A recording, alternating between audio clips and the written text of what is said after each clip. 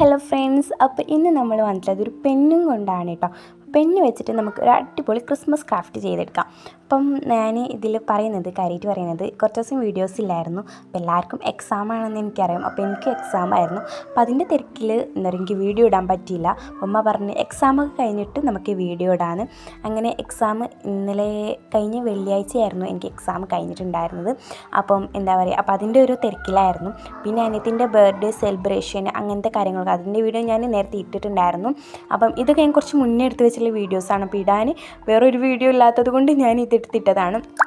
അപ്പം എന്താ പറയുക, എല്ലാവർക്കും എക്സാം ആയിരുന്നു. അപ്പോൾ ഞാൻ എക്സാമിൻ്റെ തിരക്കിലായി. പിന്നെ അനിയത്തിൻ്റെ ബർത്ത്ഡേ സെലിബ്രേഷൻ്റെ പരിപാടിയും അങ്ങനത്തെ ഒരുപാട് കാര്യങ്ങളുണ്ടായിരുന്നു. അപ്പോൾ ഇപ്പോഴാണ് വീഡിയോ ഇടാൻ ടൈം കിട്ടിയത്. അപ്പോൾ എല്ലാവരും ക്ഷമിക്കണം.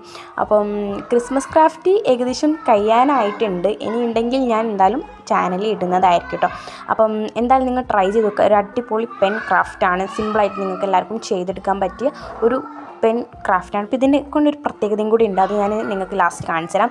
അപ്പം ആദ്യം ഞാനതൊന്ന് വർക്കാകുമെന്നൊന്ന് എഴുതി നോക്കട്ടെ. ചിലപ്പം പെന്നിന് മഷി ഉണ്ടാവില്ല, അങ്ങനത്തെ ചില ഇതൊക്കെ നമുക്ക് വന്നേക്കാം. ഫസ്റ്റ് ഞാൻ എഴുതി നോക്കി. ഇനി നമ്മുടെ വീഡിയോസ് ഉണ്ടാകുന്നതായിരിക്കും.